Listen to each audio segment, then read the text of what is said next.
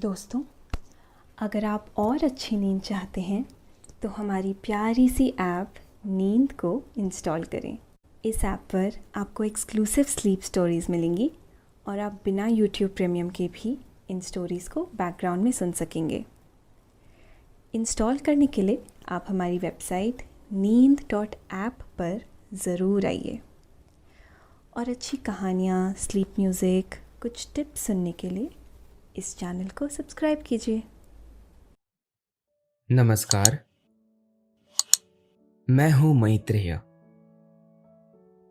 आज सुनिए लेखक रजत की लिखी स्लीप स्टोरी।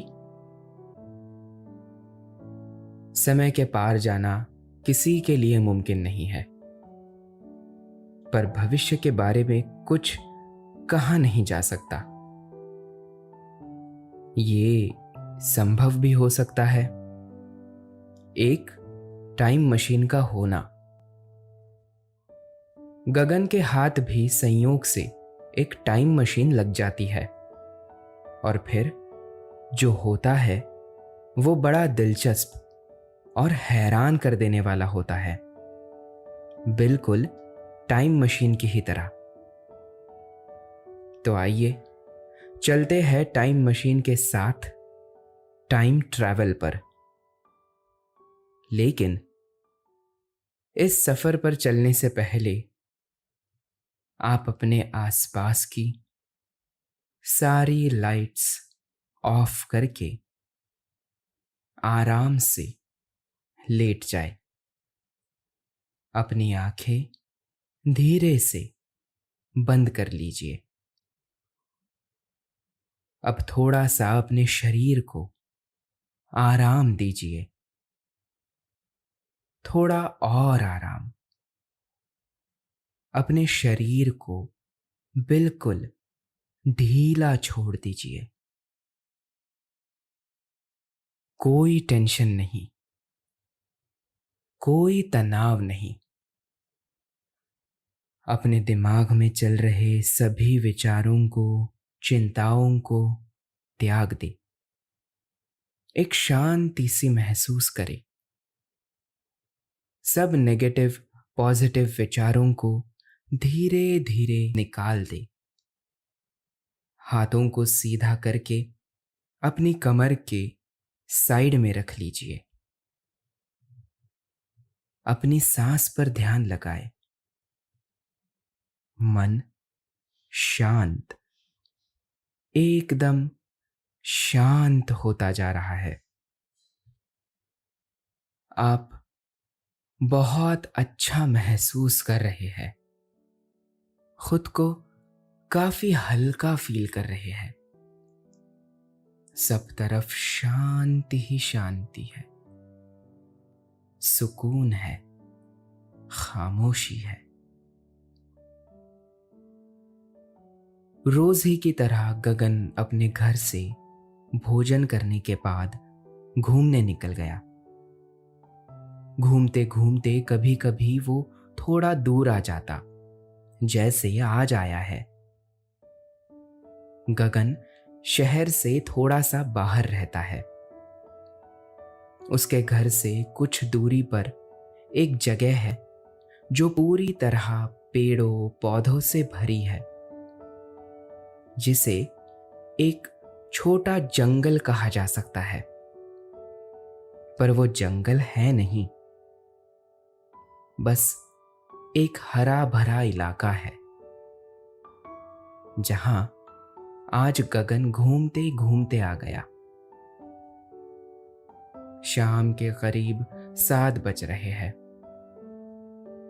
साए साए करती हल्की ठंडी हवाएं, झिंगुरों की आवाजें, आसमां पर आंख मिचौली खेलते सितारे और जमीन तक अपनी चांदनी बरसाता चांद, सभी मिलकर गगन को किसी दूसरी दुनिया में होने का अनुभव करा रहे हैं, जिसके लिए गगन भी सभी का आभारी है।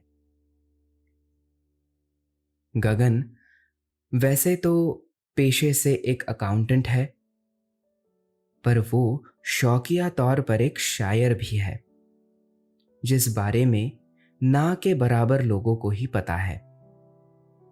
और गगन अपने इसी शौक की वजह से यहां खींचा चला आता है। यहां आकर उसे वो सारे शब्द मिल जाते हैं जो उसके अंदर कहीं छिपे बैठे हैं और आसानी से बाहर नहीं आते। पर यहां इस छोटे से जंगल में उसे अपने शब्दों की माला पिरोने में काफी आसानी होती है और वो शायरी को बेहतर तरीके से कह पाता है। मुस्कुराते हुए वो बरगद के पेड़ से टिककर खड़ा हो गया और अपने एक और ख्याल को नज्म का रूप देने लगा। पर शायद हर दिन और रात एक ही तरह से नहीं गुजरते। आज की रात भी कुछ अलग सी होने वाली है। पर गगन इस बात से बेखबर अपने ख्यालों में गुम है। जहां गगन है वहीं से कुछ दूरी पर एक महाशय रेमो आम के पेड़ पर बैठकर आम का मजा ले रहे हैं। एकाएक एक पंछी आकर उन्हें देखकर आवाज करने लगा। शायद उस पंछी का वहां कहीं घोंसला होगा। रेमो ने कहा, हाँ हाँ, शांत हो जाइए, मुझसे आपको कोई खतरा नहीं है। पर पंछी चुप नहीं हुआ। रेमो ने नीचे उतरना ही ठीक समझा। इधर गगन को पंछी की आवाज आई। उसे ये ठीक नहीं लगा। वो आवाज की दिशा में दौड़ा। रेमो को पेड़ से नीचे उतरने में थोड़ी कठिनाई हो रही है। पेड़ से उतरना पेड़ पर चढ़ने जितना आसान नहीं होता। उसके हाथ में एक बॉक्स है जिसे वो छोड़ना नहीं चाहता। पंछी उस पर लगातार आवाज कर वहां से हटने को कह रहा है। रेमो ने कहा, अरे हाँ पंछी महाराज, उतर रहा हूं। मैं तो बस आम खाने चढ़ा था। एकाएक रेमो के हाथ से नीचे उतरने को जद्दोजहद में बॉक्स छूट गया और बॉक्स सीधा जमीन पर गिरा। उसके गिरने के साथ ही पंछी ने अपनी आवाज बंद कर दी। रेमो वहीं ठहर गया। शायद उसमें कोई कीमती चीज होगी। इधर गगन भी उसी क्षण दौड़ता हुआ वहां आ पहुंचा। उसने बॉक्स जमीन पर गिरते हुए देखा। जमीन को छूते ही बॉक्स का ढक्कन खुला और उसमें से एक कांच का गोला निकला जो करीब 6 इंच गोलाकार आकार में है और वो लुढ़कते हुए गगन की तरफ बढ़ने लगा। कांच का गोला गगन के कदमों के पास आकर रुका। रेमो ने यह देखा और जोरों से कहा, उसे छूना मत, वो ठीक नहीं है। पर देर हो चुकी थी। रेमो की आवाज गगन तक पहुंच पाती उससे पहले ही गगन ने झुककर कांच के गोले को स्पर्श कर लिया। रेमो की आवाज सुन गगन जल्दी से सीधा खड़ा हो गया।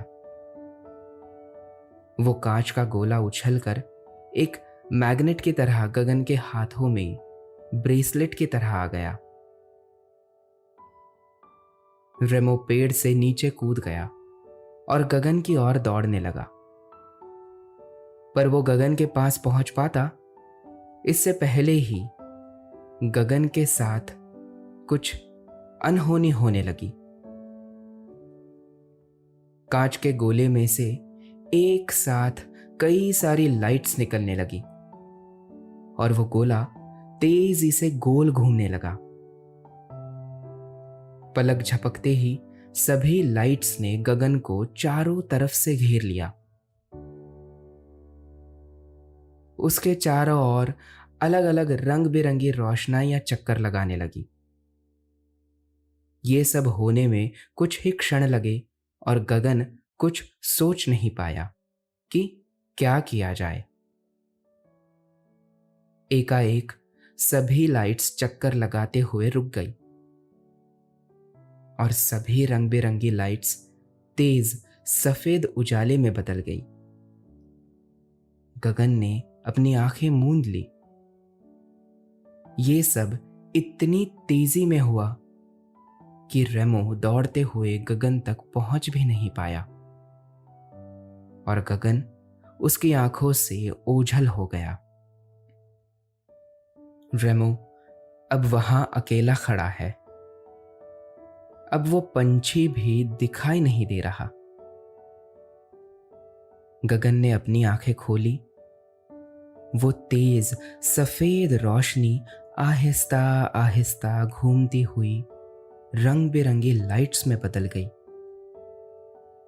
वो गोला तेजी से घूमता हुआ एक ही क्षण में रुक गया और फिर से गगन के हाथ में ब्रेसलेट में बदल गया। गगन ने देखा जमीन से कुछ फीट ऊपर हवा में ठहरा हुआ है और वो जमीन पर आ बैठा। अब वो जंगल की जमीन पर नहीं, समुद्र के सामने रेत के ऊपर बैठा है। दूर दूर तक पानी ही पानी और हल्की ठंडी रेत।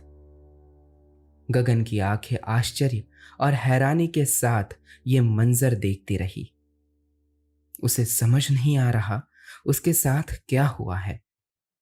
वो कैसे इस जगह आ पहुंचा और उसके हाथ में ये किस तरह का कांच का गोला है। गगन ने उस गोले को हाथ से 2-3 बार थपथपाया और कहा,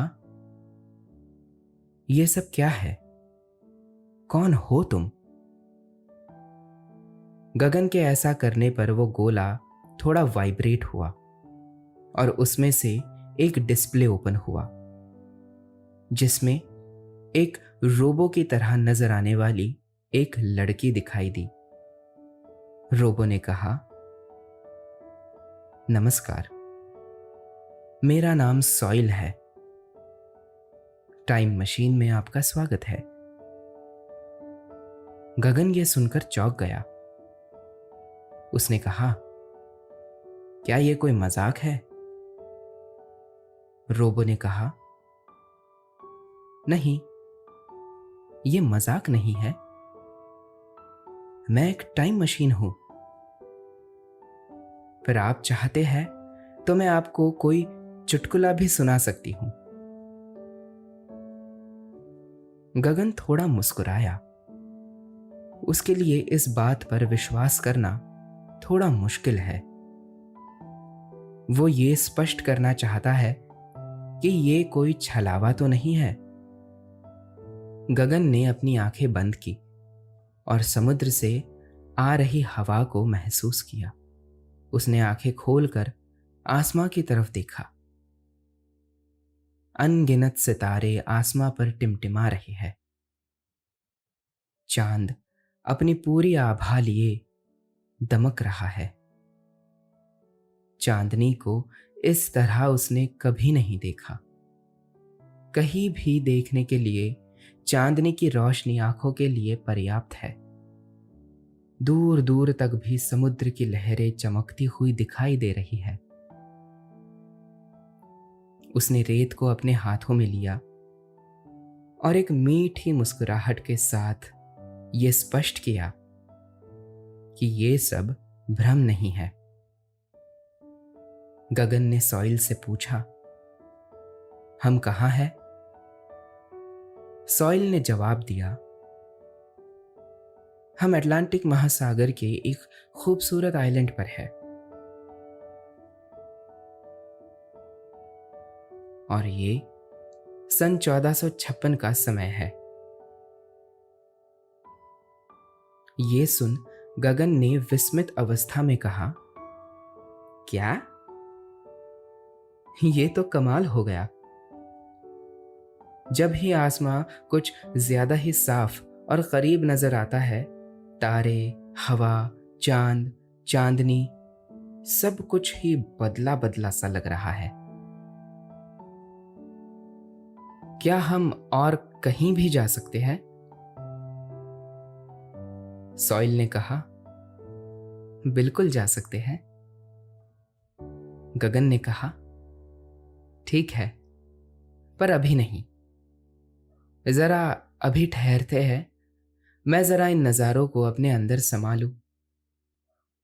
कुछ घटित परिस्थितियों को स्वीकारना थोड़ा मुश्किल हो सकता है, फिर चाहे उससे आपको कितना ही आनंद क्यों ना मिले। ऐसा ही कुछ गगन के साथ भी हुआ, पर आखिरकार गगन ने यह स्वीकार कर ही लिया। गगन सामने समुद्र के पानी को बहते हुए देखने लगा। उसने रेत को अपने हाथों में लिया। ये एहसास उसके लिए एक अप्रतिम क्षण है। उसने मुड़कर पीछे की तरफ देखा। थोड़ी दूरी बाद रेत हरियाली और पेड़ पौधों में बदल गई, जो उम्मीद से कहीं ज्यादा हरा भरा और सुंदर है। उसके चेहरे से मुस्कान हटने का नाम ही नहीं ले रही है, और ऐसा हो भी क्यों ना हो। ये बात ही कुछ ऐसी है। उसके मन में ख्याल आया, कुछ देर रेत पर लेटकर आसमां को निहारा जाए। इस ख्याल के साथ ही उसने अपने आप को रेत में बिछा दिया।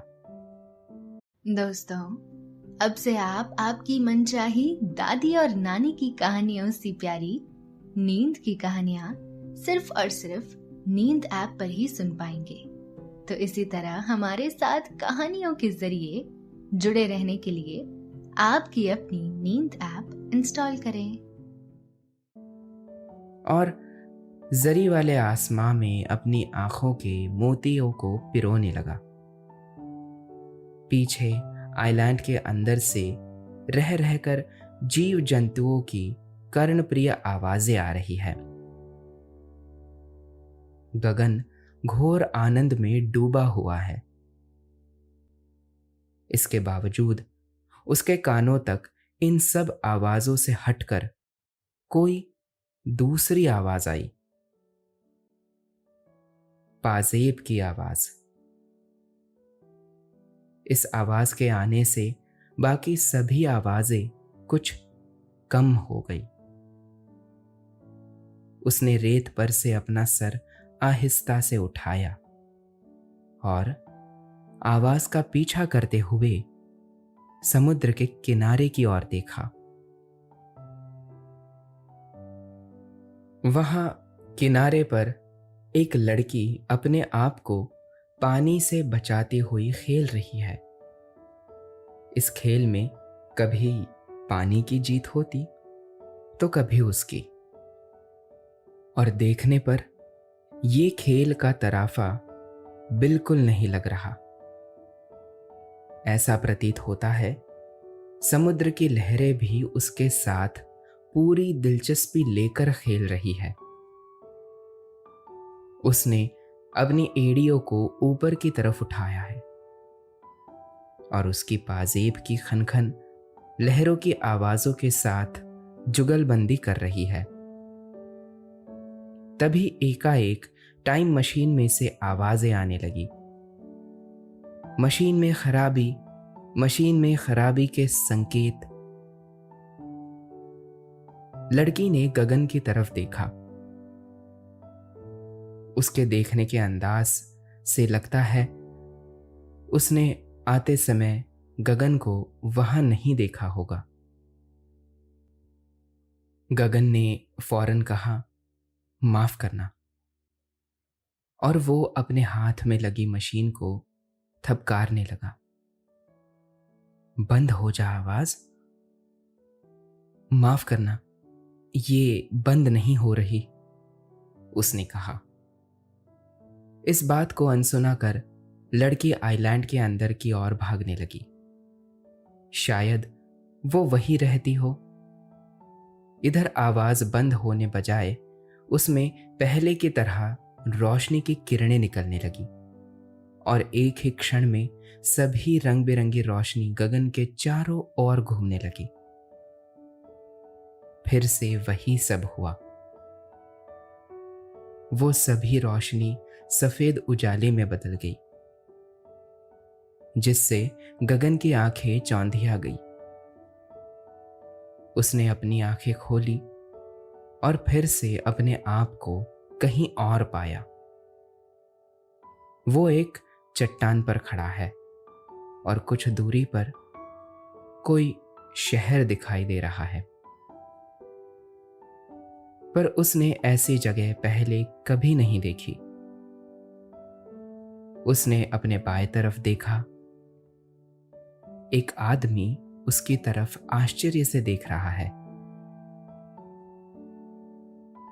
गगन समझा, इसने देख लिया होगा मैं यहां किस तरह आया। उस आदमी ने कहा, आप कौन हैं? आप कोई फरिश्ते हो क्या? गगन ने कहा, नहीं नहीं, ये आप क्या कह रहे हैं? जैसा आप समझ रहे हैं वैसा कुछ नहीं है। आदमी ने कहा, मैंने देखा आप ये किस तरह से आए। कृपा कर मुझ पर अपने कुछ ज्ञान की बारिश करे। गगन कोई जवाब दे पाता उससे पहले ही मशीन में से फिर से आवाज आने लगी, पर इस बार आवाज पहले की तुलना में धीरे है। मशीन में खराबी के संकेत। आदमी ने कहा, ये क्या है? गगन ने कहा, ये कुछ नहीं है, ये तो बस।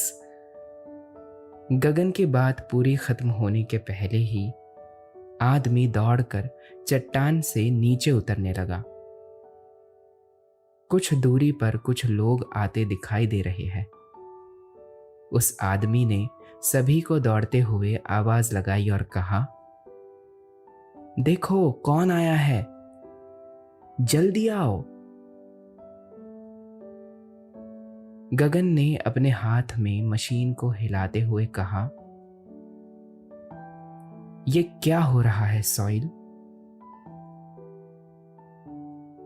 आवाज बंद हुई और एक डिस्प्ले सामने आया। सॉइल ने कहा, मोहनजोदड़ो में आपका स्वागत है। गगन ने कहा, मोहनजोदड़ो? सच में? इतना पीछे? क्या इससे ज्यादा पुराना शहर नहीं मिला? सॉइल ने कहा, अगर आप चाहे तो मैं इस खोज में आपकी मदद कर सकती हूं। गगन ने तुरंत कहा, नहीं नहीं, मैं तो बस कह रहा था, काश उस आइलैंड पर कुछ देर और रुक पाते। सॉइल ने कहा, क्या आप वापस वहां जाना चाहेंगे? तभी गगन ने देखा कुछ लोग उसकी तरफ दौड़ते हुए आ रहे हैं। उसके साथ वो आदमी भी है। गगन चट्टान के थोड़े पीछे की तरफ चला गया ताकि वो लोग उसे देख नहीं पाए। गगन ने कहा, जल्दी चलो, कहीं भी चलो, मगर जल्दी चलो। गगन ने शहर की तरफ देखते हुए कहा, वैसे ये जगह भी कमाल की है। उसके इतना कहने पर ही तेज रोशनी के साथ उसने अपनी आंखें मूंद ली और कुछ देर बाद एक बार फिर से खुद को एक नई जगह पाया। उसने मशीन से कहा, ये कौन सी जगह है? सॉइल ने सामने आकर कहा, ये 1825 है। इस समय हम सतपुड़ा के जंगल में हैं। गगन ने चारों ओर घूमकर देखा। वाह, क्या बात है, क्या जंगल है। गगन ठीक से कुछ देख भी नहीं पाया और मशीन फिर से आवाज करने लगी। मशीन में खराबी के संकेत। गगन ने कहा, यह क्या हो रहा है सॉइल? डिस्प्ले शुरू बंद होने लगा।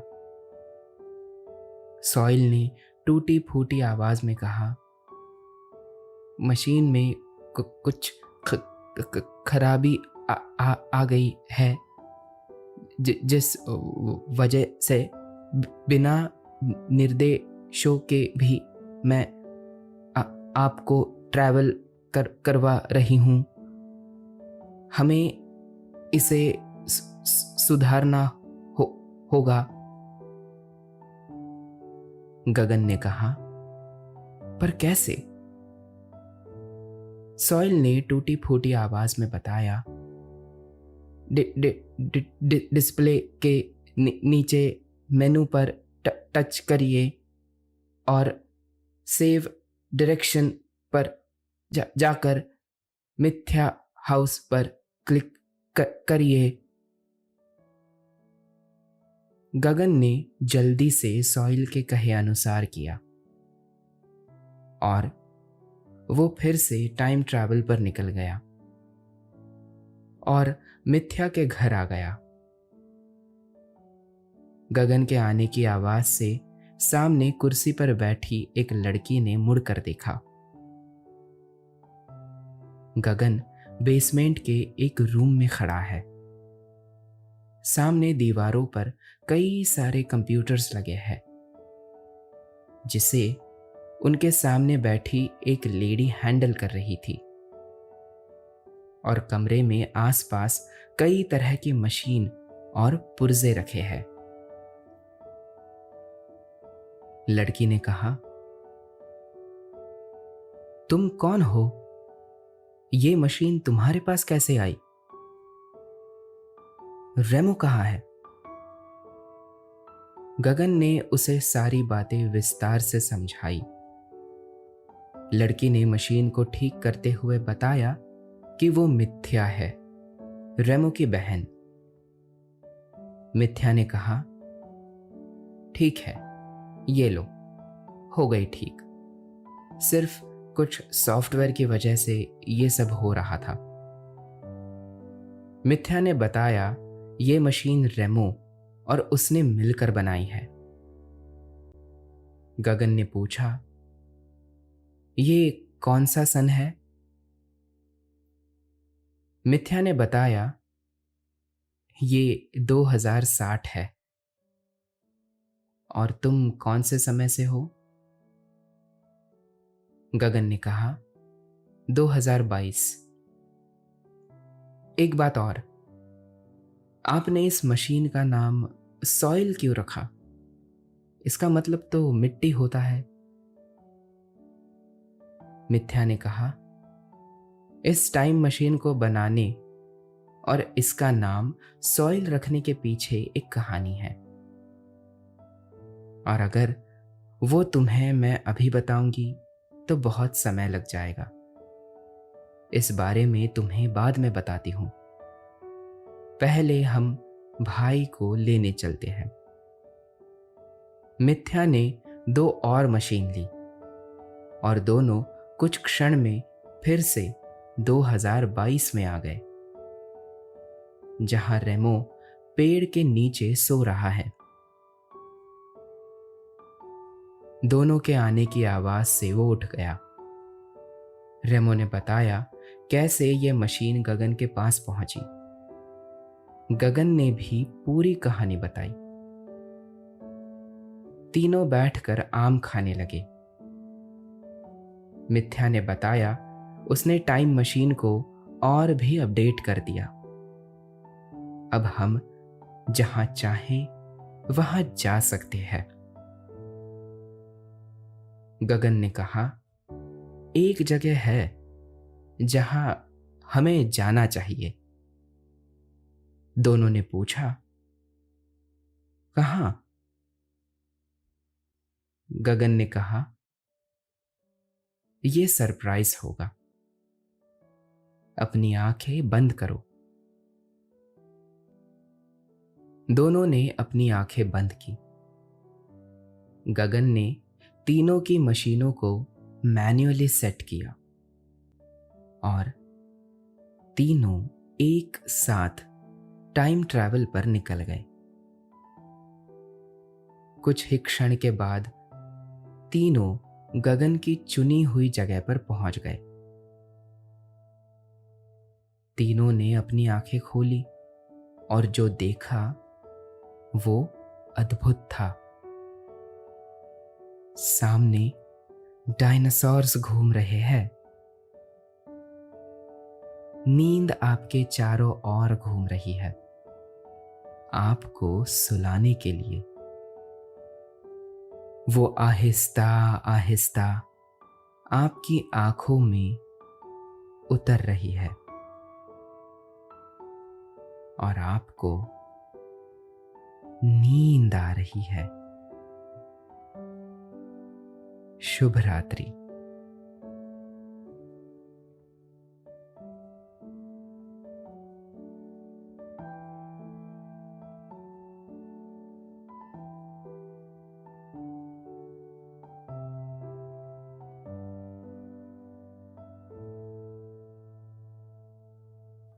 दोस्तों, अब से आप bed time stories, guided meditations, relaxing music, इन सब का आनंद नींद ऐप पर ही उठा सकते हैं।